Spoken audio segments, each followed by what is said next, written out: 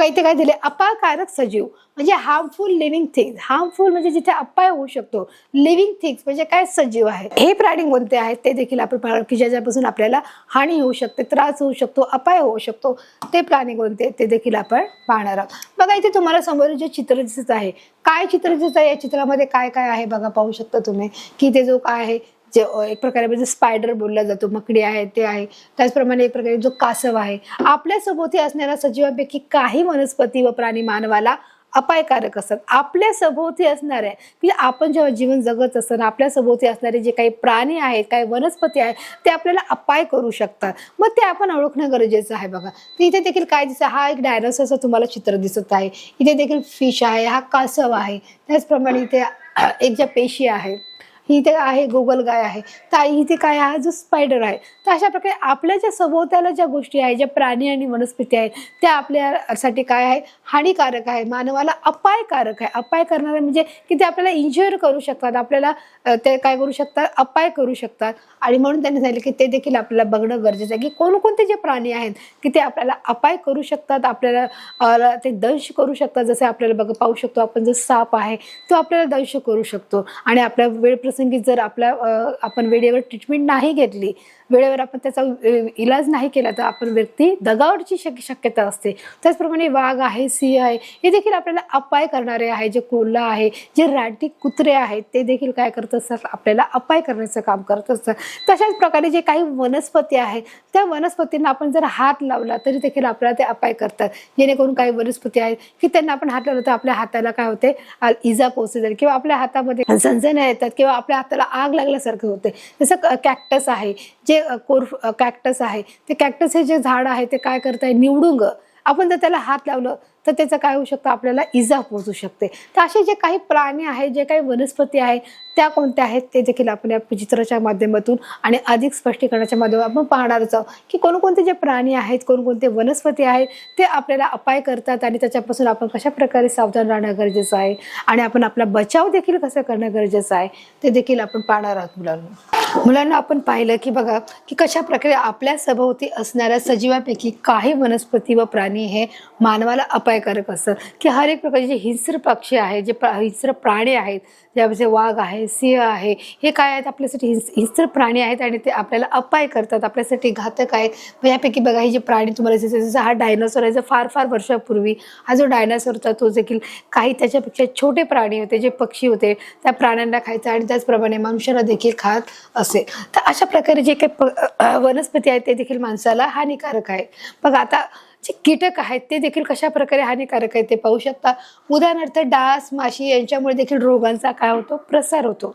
की जे माशी आहेत, डास आणि माशी ह्या घरामध्ये असतात की जेणेकरून पावसाळ्यामध्ये हे जे कीटक असतात, जे छोटे छोटे, ते येत राहतात. त्या पावसाळ्यामध्ये ह्या माशा येत राहतात आणि मग त्याच माशा आपल्या अंगावर बसल्यामुळे आपल्याला काय होऊ शकतो, अपाय होऊ शकतो. आपण आजारी पडू शकतो आणि वेळेप्रसंगी आपल्याला दवाखान्यात जाऊन आपल्याला त्याची औषध पाणी घ्यावं लागतं. तर अशा प्रकारे जे आपल्याला अपायकारक आहेत, तर अशा पदार्थ, अशा प्राण्यांविषयी, अशा वनस्पतीविषयी आणि अशा कीटकाविषयी आपण माहिती घेत आहोत. की अशा प्रकारचा जो डास आहे, त्या घरामध्ये फिरतात, जसे मच्छर आहे त्याला आपण डास बोलतो. माशी आहेत ज्या उडत असतात आणि त्या अन्न पदार्थावर बसतात आणि घाणीच्या वस्तूवर बसून पुन्हा त्या आपल्या शरीरावर बसतात आणि आपल्याला चावल्यास, जे मच्छर आहे ते चावल्यास आपल्याला काय होऊ शकतो, आजार होऊ शकतो आणि मग आपण मलेरियासारखा, डेंग्यूसारखा आपल्याला तापासारख्या परिणामाला आपल्याला सामोरं जावं लागतं. तर अशा प्रकारे याच्यामुळे रोगाचा काय होतो, प्रसार होतो. प्रसार होणं म्हणजे एका ठिकाणाहून दुसऱ्या ठिकाणी ते काय करतात, रोगाचा प्रसार करत जातात. की त्या स्वतः घाणीमधून आलेल्या असतात आणि त्या घाणीतून आल्यामुळे ते स्वतः काय करतात की माणसावर बसलेल्या कोणत्याही गोष्टीवर बसले असतात आणि मग आपल्यावर बसल्यामुळे ते पुन्हा आपल्याला देखील त्या गोष्टीचा त्रास होतो. तर अशा प्रकारे बघा हे काय आहे, ही माशी आहे. अगोदर आपण जो पाहिला आहे तो डास आहे, म्हणजे मच्छर आहे, आणि हे काय आहे, माशी आहे. ह्याच्यामुळे रोगाचा काय होत आहे, प्रसार होत आहे आणि आपल्याला वेगवेगळ्या समस्यांना सामोरं जावं लागत आहे. त्याचप्रमाणे झुरळ आहे, उंदीर आहे, घुशी आहे, हे देखील अन्नाची काय करत आहे, नासाडी करत आहे. कशा प्रकारे नासाडी करत आहे की जे झुरळ किंवा झुरळ आहे ते काय करत आहे, घरामध्ये असलेले जे छोटे छोटे बारीक तुकडे आहे, जे अन्न कण आहे ते आपण बघा काय करत आहे, ते एका कानाकोपऱ्यात लपलेले असतात आणि जेव्हा रात्री लाईट बंद होते तेव्हा ते झुरळ सगळे येतात आणि ते सर्व अन्न पदार्थ गोळा करण्याच्या किंवा ते त्यांचं उदरनिर्वाह करायचं ते काम करत असतात. जे उंदीर आहे ते देखील काय करत असतात की हर एक गोष्ट ते खाण्याचा प्रयत्न करत असतात. मग ते भाकरीचं जेवण असू दे, ते भात असू दे, चपाती असू दे, कपडे देखील असू दे, ते कुरतडण्याचा प्रयत्न करत असतात. म्हणजेच आपल्याला ते आपल्यावर ते घातक परिणाम करतात. त्याचप्रमाणे जी घुशी आहे, उंदराचा जो भाग आहे किंवा उंदराचीच एक जी प्रजाती आहे आपण म्हणू शकतो, ती घुश आहे, ती देखील काय करत असते, घरामध्ये नासाडी करत असते. आपले कपडे कुरतडण्याचं काम आहे ते उंदीर किंवा घुशी करत असतात. ठिकठिकाणी घाण करून ठेवणं हे देखील ते काम करत असतात. तर अशा प्रकारे ही आपल्या अन्नाची नासाडी करत आहे. जिथे अन्न आहे तिथे त्या ठिकाणी ते सगळं घाण करून तिथे ते अन्न कुरतडण्याचं देखील ते काम करतात. त्यामुळे कोणतेही पदार्थ आहे, जे अन्न पदार्थ आहे विशेष करून ते उघड्यावर ठेवू नये. आपण नेहमी ते झाकून ठेवले गेले पाहिजेत आणि आपण नेहमी त्याच्याबद्दलची सुरक्षितता घेतली गेली पाहिजे. वेळोवेळी जे उंदीर, कीटक म्हणा किंवा डास, माशी होऊ नये किंवा झुरळ, उंदीर, घुशी घरात येऊ नये यासाठी काहीतरी प्रतिबंधक उपाय देखील करणं हे गरजेचे आहे. आज मार्केटमध्ये आपल्याला बाजारामध्ये याच्या संदर्भात की घरामध्ये कीटक होऊ नये, घरामध्ये उंदर, झुरळ, पाल येऊ नये यासाठी देखील बरेच औषधे मिळतात. त्या औषधाचा उपयोग करून आपण यासारख्यांना आपण रोखू शकतो मुलांना. तर अशा प्रकारे बघा ते त्यामुळे अन्नाची हे नासाडी करत राहतात आणि आपल्याला ते काय करताय, ते घातक करणारे प्राणी आहेत. आता हे काय आहे, उंदीर आहे. त्याचप्रमाणे उदाहरणार्थ गोचिड, यामुळे अनेक रोग पसरतात. हा एक गोचिड आहे, हा एक छोटा दिसणारा कीटक आहे. बघा तो किती छोट्या आकारामध्ये आहे ते देखील तुम्ही पाहू शकता आणि याच्यामुळे देखील वेगवेगळ्या प्रकारचे आजार पडतात. गोचिड म्हणजे काय आहे म्हणाला की तो एक प्रकारे अंगाला चिकटून बसत असतो आणि त्याच्या शरीरामध्ये तो काय करत असतो, शरीरातली सर्व ताकद त्या माणसाच्या अंगावर किंवा एखाद्या शरीरावर बसले असतात तर त्याच्याला चिपकून घेऊन त्याचं रक्त शोषून घेण्याचं तो काय करत असतो, काम करत असतो आणि म्हणून त्याला गोचिड, यामुळे अनेक रोग पसरतात आणि त्याच्यामुळे आपल्या शरीरामध्ये अनेक प्रकारचे रोग देखील होत असतात. हे रोग मग त्यावेळी प्रसंगी आपण जर समस्या गंभीर निर्माण झाली तर आपल्याला दवाखान्यात देखील जावं लागतं. आपल्याला खास सुट्टे, आपल्याला पुरळ येते आणि वेगवेगळ्या ॲलर्जीनं देखील आपल्याला सामोरं जावं लागतं. तर अशा प्रकारे जे कीटक आहे, जे वनस्पती आहे, जे पक्षी प्राणी आहेत, या सर्व गोष्टी आपल्याला काय करत आहेत, आपल्यावर घातक परिणाम करत असतात. म्हणून आपण पाहतो प्राण्यांची उपयुक्तता देखील पाहत आहोत आणि प्राण्यांची असणारा जो त्यांच्यापासून होणारा जो त्रास आहे ते आपल्या जीवनावर कशा प्रकारे घातक परिणाम करतात ते देखील आपण पाहत आहोत. तर बघा अशा प्रकारे हा जो गोचिड आहे तो दिसत असतो आणि तो माणसाच्या शरीरावर घातक करत असतो. तर काही प्रकारच्या विषारी पाली, अशा प्रकारची पाल सर्वांनी पाहिली आहे. प्रत्येकाच्या घरामध्ये ही पाल आहे मुलांनो. आणि काय आहे तिला घरातून जाण्यासाठी देखील बरेच वेळ औषधोपचार करणं देखील गरजेचं आहे. कारण पालीमध्ये देखील खूप जास्त प्रमाणामध्ये विषाचं प्रमाण असतं आणि म्हणून तिच्यापासून नेहमी सतर्क राहणं गरजेचं आहे. घरामध्ये स्वच्छता ठेवणे, टिपटापणे ठेवणे, अन्नपदार्थ कुठेही टाकून न देता किंवा कुठेही जर कचरा झाला असेल तो केर कचरा काढून घर स्वच्छ ठेवणे. त्याच्यामुळे झुरळ होत नाही, डास होत नाही, कीटक होत नाही, माशा होत नाहीत, पाली घुसत नाही, उंदीर येत नाही आणि आपण नेहमी क्लीन आणि स्वच्छ ठेवलं आणि वेळोवेळी आपण त्याच्यावर औषधांचा फवारा जरी मारला तरी या सगळ्या गोष्टी आपल्या घरातून निघून जात असतात. तरी काही प्रकारच्या विषारी पाली, कोळी, साप, विंचू चावल्यास मृत्यू होतो. आणि बघा अशा प्रकारचे जे विषारीच्या पाली आहेत ते आपल्या जेवणामध्ये जर पडले तरी आपण ते विष तयार होतं आणि त्यामुळे माणूस मृत्यूमुखी पडतो. जो कोळी आहे, जो घरामध्ये काय करतो, एका कोपऱ्यामध्ये जाळं विणत असतो. जो साप आहे बघा, आपले पाली झाले, कोळी झाले. आता जो साप आहे, साप देखील काय की सापावर पाय ठेवला गेला असतात. आपण काय करतो, साप काय करतो, तो आपल्याला दंश करत असतो आणि त्याच्यामुळे देखील मृत्यू येऊ शकतो. विंचू आहे, विंचू चावल्यामुळे देखील आपल्याला खूप भयानक प्रकारच्या वेदना निर्माण होत असतात आणि तो विंचू उतरण्यासाठी देखील 12 तासाचा 24 तासाचा हा कालावधी कधी कधी लागत असतो. मग अशा प्रकारे की त्यावेळेस देखील जर वेळेस उपाय नाही मिळाला तरी देखील आपल्याला खूप दिवस आजारी राहावं लागतं मुलांनो. साप चावला तर आपल्याला काय होऊ शकतं, दंश झाला की त्यामुळे देखील आपल्याला मृत्यू येऊ शकतो. तर अशा प्रकारे हे आपल्या जीवनावर घातक करणारे आहे. चावल्यावर मृत्यू संभवतात. म्हणजे हे काय की जे साप आहे, विंचू आहे, विषारी जी पाल आहे ती जेवणात पडली आणि आपलं लक्ष नसेल ते खाल्ली तर ते एक प्रकारे विषाचं काम करत असतं मुलांनो. ते पॉयझन निर्माण होतं आणि म्हणूनच आपल्याला या सर्व गोष्टीपासून बचाव करणं हे गरजेचं आहे. तर काही प्रकारच्या विषारी पाली कोळी साप बघा, आता हा देखील काय आहे, साप आहे. एक प्रकारचा म्हणजे जो साप आहे, साप चावल्याचे काय होऊ शकतो, आपण मृत्यू दगावू शकतो. हा काय आहे, विंचू आहे. तर अशा प्रकारे विंचू काय करतो, शरीराच्या कोणत्याही अंगाला तो काय करतो, दंश करण्याचं काम करतो. आणि वेळेस त्याचा जर उपाय नाही केला, म्हणजे साप असू दे, विंचू असू दे, वेळेस उपाय नाही केल्यामुळे मृत्यू हा मनुष्याचा मृत्यू देखील होण्याची शक्यता असते. तर अशा प्रकारे सर्व गोष्टीपासून देखील आपल्याला सावध राहणं गरजेचं आहे. आणि हे सर्व जे घटक आहेत ते आपल्याला अपायकारक आहेत. की जंगलातील हत्ती मानवी वस्तीत शिरल्यास मोठ्या प्रमाणात नासधूस करतात. पुढचा जो आपला प्राणी आहे तो हत्ती आहे. हत्ती काय करत आहे की जंगलात राहतो. हा हत्ती कुठे राहत असतो, तो जंगलात राहत असतो. तो जंगलात राहताना हत्ती काय करत असतो की तो अंगाने कसा आहे, धष्टपुष्ट आहे, म्हणून मनुष्य काय करत असतो, अवजड वस्तू घेऊन जाण्यासाठी त्याचा वापर करतो. एका ठिकाणाहून दुसऱ्या ठिकाणी घेऊन जाण्यासाठी देखील त्याचा वापर करत असतो. जंगलातील हत्ती मानवी असे शिरल्यास मोठ्या प्रमाणात तो नाजूक करतो. पण हा जर हत्ती जर बेताल सुटला, जर त्याच्यावर कोणत्याही प्रकारची लगाम नसेल, जो त्याचा जो हाती सांभाळणारा जो मनुष्य नसेल, तर तो काय करतो, तो इकडे तिकडे तो फिरत राहतो, माणसाच्या वस्तीमध्ये येतो आणि माणसाच्या वस्तीची तो नासधूस करतो. माणसाचं देखील नुकसान होतं. माणसाच्या वस्तीमध्ये शिरल्यामुळे त्या वस्तूचं देखील मोठ्या प्रमाणामध्ये नुकसान होतं.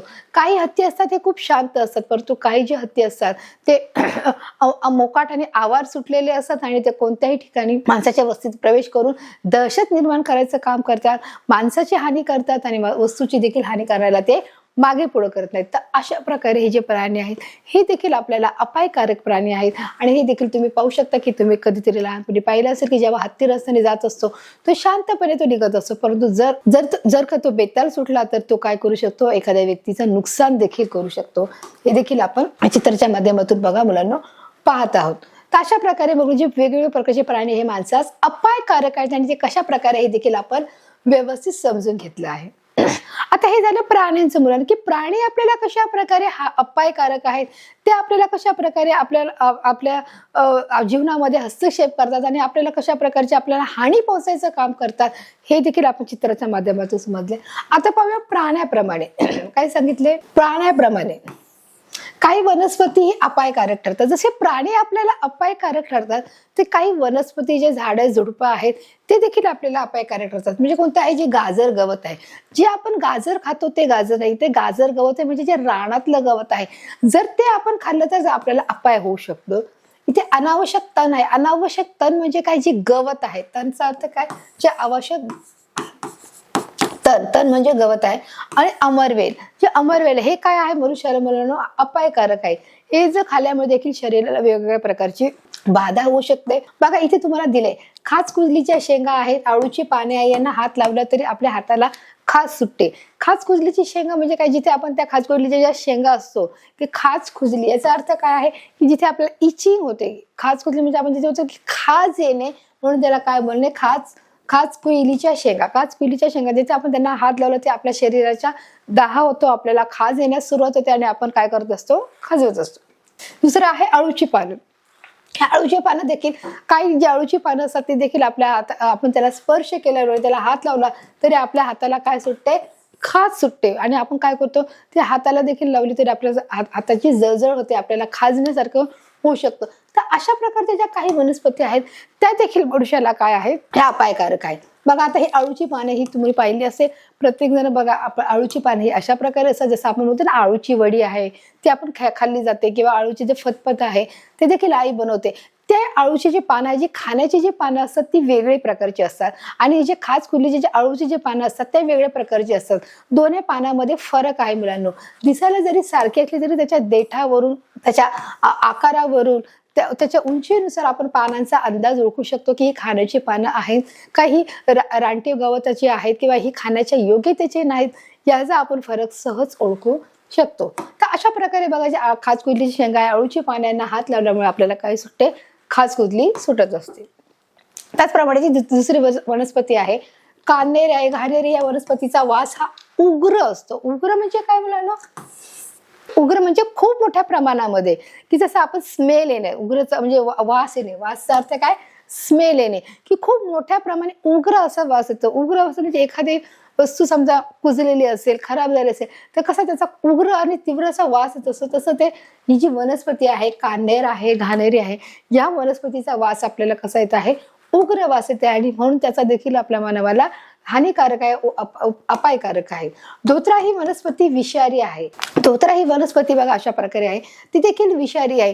ही देखील वनस्पती काय होऊ शकते, विषारी आहे. ही माणसाला देखील अपायकारक आहे. दिसायला जरी सुंदर असली, दिसायला छान असली तरी ती काय आहे, अपायकारक आहे.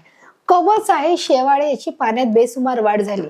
आता बघा हे काय आहे, याच्या खाली काय आहे, पाणी आहे मुलांना. याच्या खाली पाणी आहे आणि पाण्याच्या वरती हे जे दिसत आहे जे छोटे छोटे काय आहे, गवत आहे. एकदम छोटे छोटे गवत आहे आणि त्याला असं कवच लावलेलं आहे. त्या गवतावर त्या कवचावर हे काय आहे, कवच आहे. हे गवच आहे. मग कवच वाढलं, शेवळ वाढली, ती त्याची पाण्यात बेसुमार वाढ झाली की खूप इथे बघा मोठ्या प्रचंड प्रमाणात त्याची वाढ झालेली दिसते. आणि ज्याप्रमाणे तिथे वाढ झाली म्हणजे ते पाणी कसं झालं आहे, दूषित झाले. पाणी दूषित होते व आजार पसरत आहे. म्हणजेच या ठिकाणी या पाण्यामध्ये जे छोटे छोटे गवत जे निर्माण झाले आहे, जे शेवाळ निर्माण झाले, आपण गवत नाही बोलू शकतो की जो शेवाळ म्हणजे आपण बोलतो पसरण्याचा भाग किंवा एक पसरट भागामध्ये जे छोटे छोटे हिरवट आकाराची जी छोट्या छोट्या प्रमाणामध्ये जे हिरव्या रंगामध्ये जे गवत छोटं उगवलं जातं त्याला शेवाळ असं बोलले जातं. आणि या शेवाळामध्ये भरपूर प्रमाणामध्ये जीवाणू आणि विषाणू देखील असतात आणि त्याच्यामुळे हे पाणी काय होत असते, प्रदूषित होत असते आणि मग आजार पसरले जातात. मग हे जर पाणी आपण पिलं गेलो तर या पाण्यामध्ये बऱ्याच प्रकारे जीवाणू विषाणू असल्यामुळे पाण्याचं काय होऊ शकतो, आपल्याला दूषित पाणी पिल्यामुळे आपल्याला वेगवेगळ्या प्रकारचे आजार देखील निर्माण होण्याची शक्यता असते आणि त्याच्यामुळे देखील हे जे आपल्या मनुष्याला अपायकारक आहे हे देखील आपण सांगू शकतो मुलांना. अशा प्रकारे म्हणून कवच आहे, शेवाळ हे काय आहे, आपल्यासाठी पाण्यात बेसुमार वाढ झाली की त्याची पाणी दूषित होत जाते आणि पाणी दूषित झालं की साहजिकच हे जर पाणी पिलं तर काय होऊ शकतो, आजार पसरू शकतो. आता बघा इथे काय दिलंय, हिंस्र सजीव. हिंस्र सजीव म्हणजेच काय, वाईल्ड अॅनिमल. काय आहे, वाईल्ड अॅनिमल म्हणजे हिंस्र सजीव. हिंस्र सजीव कोणकोणते आहेत मुलांना, तुम्हाला माहित आहे कोणते आहे, वाघ आहे, सिंह आहे, कोल्हा आहे, त्याचप्रमाणे लांडगा आहे. असे बऱ्याच प्रकारचे जे चिता आहे, अशा बऱ्याच प्रकारचे हिंस्र प्राणी आहे जे मानवाला अपायकारक आहे की मनुष्यासाठी ते अपायकारक असणार आहेत की जेणेकरून ते जंगलामध्ये राहत असतात पण तो जंगल तोड झाल्यामुळे त्यांना राहण्यासाठी ठिकाण नसल्यामुळे, राहण्यासाठी घर नसल्यामुळे ते त्यांची वस्ती सोडून ते मानवाच्या वस्तीमध्ये प्रवेश करतात आणि ते आपले उपजीविका करण्याचा किंवा आपलं भक्ष्य शोधण्याचा ते प्रयत्न करत असतात. बघूया आपण चित्राच्या माध्यमातून अजून समजून घेऊया. बघा इथे काय दिलंय, हा कोण आहे हे सांगण्याची तुम्हाला गरजच नाही. हा कोण आहे मुलांना, वाघ आहे. जंगलात राहणारे जे प्राणी इतर प्राण्यांची शिकार करून खातात त्यांना हिंस्र प्राणी बोलतात. बघा इथे काय सांगितलं, जे हिंस्र की जंगलात जे प्राणी राहतात जे इतर प्राण्यांना खातात आणि ते प्राण्यांना खाऊन ते आपली शिकार करतात त्यांना काय बोललं जातं, हिंस्र प्राणी म्हणजे प्रेडेटर्स असे म्हटले जाते. मग अशा प्रकारचे जे प्राणी आहेत ते असे बरेच प्राणी जंगलामध्ये राहतात. काही हिंस्र प्राणी आहेत आणि काही पाळीव प्राणी आहेत. जे पाळीव प्राणी आहेत ते काय करतात, गवत खातात. जे गवत खातात आणि जे गवत खाणाऱ्या प्राण्यांना हे प्राणी काय करतात, गवत खाणाऱ्या प्राण्यांना ती शिकार करतात आणि त्यांनाच काय बोलतात, त्यांना हिंस्र प्राणी बोलतात.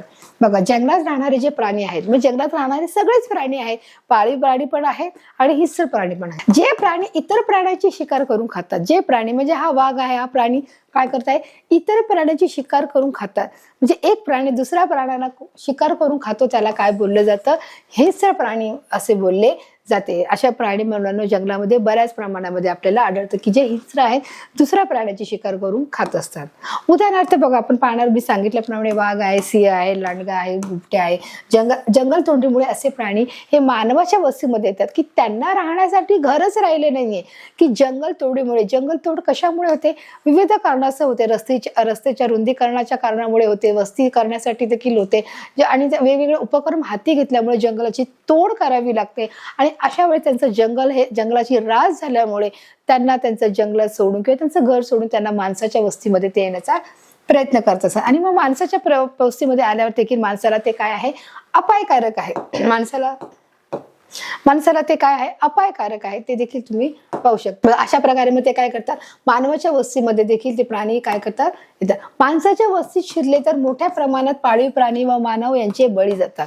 साहजिकच जर ते असे हिंस्र प्राणी आहेत जर ते मानवाच्या वस्तीमध्ये गेले तर काय होणार आहे, माणसाचा मोठ्या प्रमाणामध्ये बळी जाण्याची शक्यता आहे आणि म्हणून त्यांनी वस्तीत शिरले तर मोठ्या प्रमाणात पाळीव प्राणी म्हणजे ते एक तर पाळीव प्राण्यांना खातील. जे पाळीव प्राणी आपण पाळले आहेत, कोणते पाळले आहेत, कुत्रा आहे, मांजर आहे, गाय आहे, म्हैस आहे, बैल आहे, गाढव आहे. अशा प्रकारचे जे सर्व प्राणी आहेत एक तर त्या प्राण्यांना ते खातील, अन्यथा ते कुणाला खातील, मानवाला खातील किंवा मनुष्याला खातील.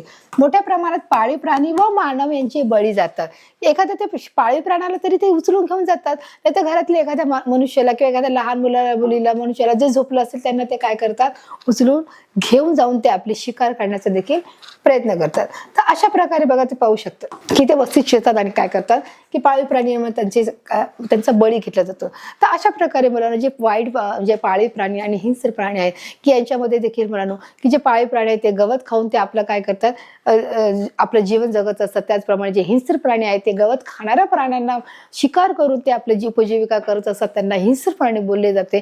आणि त्याच्यामुळे जंगल तोडीमुळे त्यांना देखील काय करावं लागत आहे, आपल्या मानवाच्या वस्तीमध्ये येणं हे भाग पडत आहे. आणि म्हणूनच आपल्याला हे सर्व जे आपण प्राणी पाहिले मुलांना, जे वनस्पती आहेत ते आपल्याला कसे आहेत, अपायकारक आहेत. आणि अपायकारक असल्यामुळे आपण त्या गोष्टीपासून दूर राहणं हे टाळलं पाहिजे, की त्याच्यासाठी आपण व्यवस्था करणं देखील गरजेचं आहे. तर अशा प्रकारे मला आपण पाहिलं की सजीव सृष्टी जी आहे मग ती हर एक प्रकारची सजीव सृष्टी आहे. सजीव सृष्टी म्हणजे काय, त्याच्यामध्ये सर्व आलं, मानव आलं, प्राणी आले, पशु आले, पक्षी आले, त्याच्यात पाळीव प्राणी आले, हिंस्र प्राणी आले, सर्व प्रकारचे प्राणी आहे.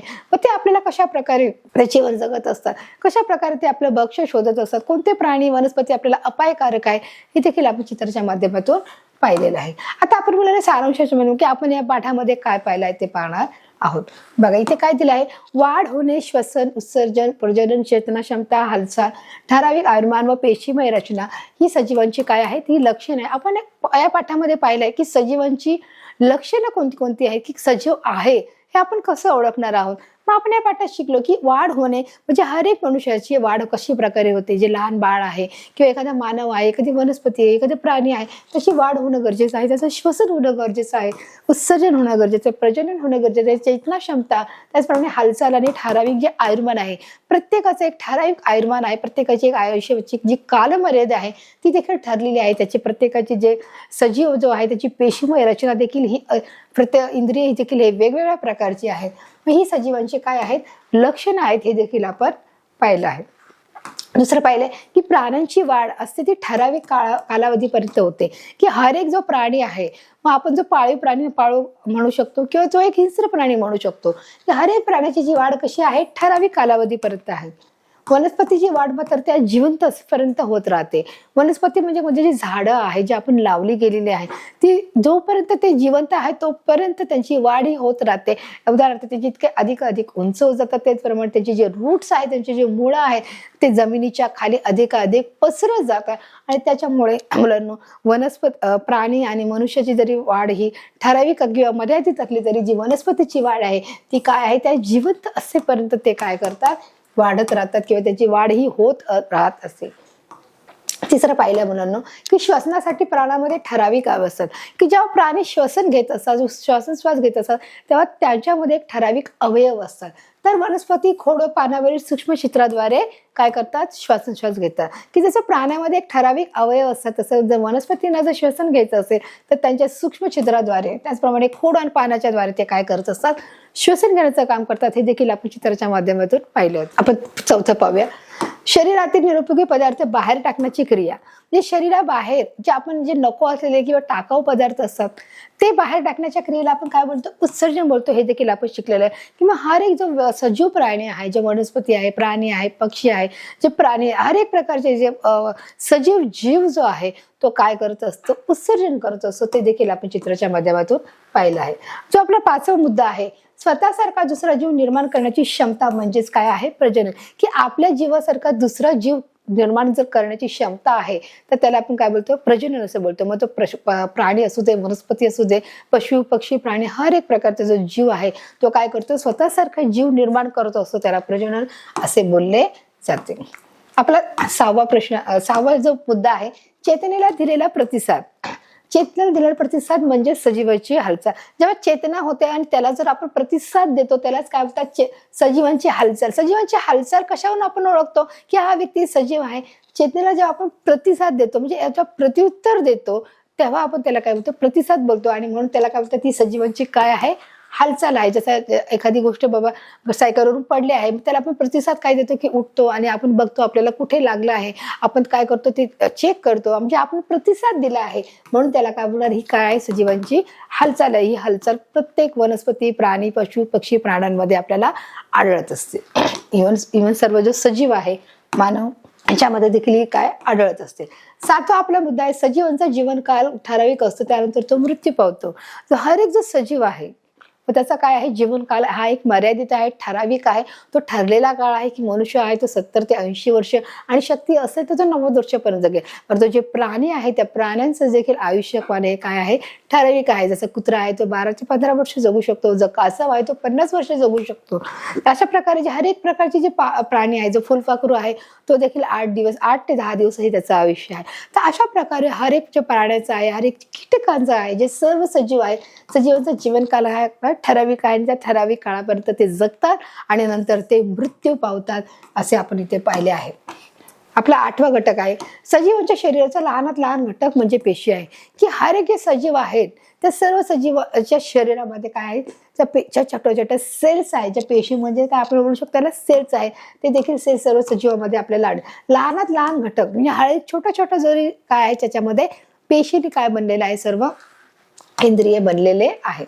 आपला जो 9वा पॉइंट आहे बघा, अनेक प्राणी वनस्पती आपल्याला दैनंदिन जीवनात उपयोगी पडतात. बरोबर पडतात की नाही, की अनेक प्राणी व वनस्पती, प्राणी आपल्याला कशी उपयोगी पडतात याची देखील माहिती मी तुम्हाला मुलांना दिलेली आहे.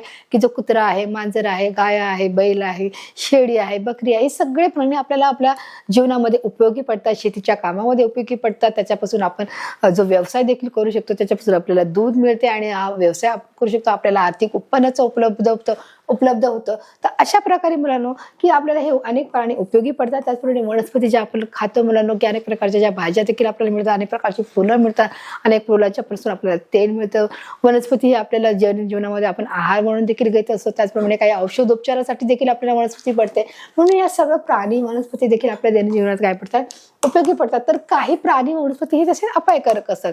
जसं आपल्याला त्यांचा फायदा होतो तर काही वनस्पतीचा आपल्याला फायदा होतो, तर काही वनस्पतीचा आपल्याला तोटा देखील होतो. हे देखील आपण याच्यामध्ये पाहिलेलं आहे मुलांनो. हे कशा प्रकारे फायदा होतो आणि कशा प्रकारे आपल्याला तोटा होतो ते देखील मुलांना आपण चित्रीकरणाच्या माध्यमातून समजून घेतलेलं आहे. जसं धोत्रा आहे, विषारी आहे, त्यामुळे आळूचे पानं आहे ते देखील काय हाताला लावले, काचकुदलीचे जे शेंगा आहे त्या हाताला लागले की आपल्याला खास सुटते, तर त्या वनस्पती आपल्याला अपायकारक आहेत. तर त्याचप्रमाणे आपले अपायकारक प्राणी कोणते ते देखील पाहिले आहे. वाघ आहे, सिंह आहे, हत्ती आहे, तो मानवाच्या वस्तीमध्ये शिरला तर तो आपल्याला मानवाच्या आणि पाळीव प्राण्याचं देखील काय करू शकतो, बळी जाण्याची शक्यता असते. त्याचप्रमाणे लांडगा, कोल्हा हे देखील सर्व कसे आहेत, हिंस्र प्राणी आहेत.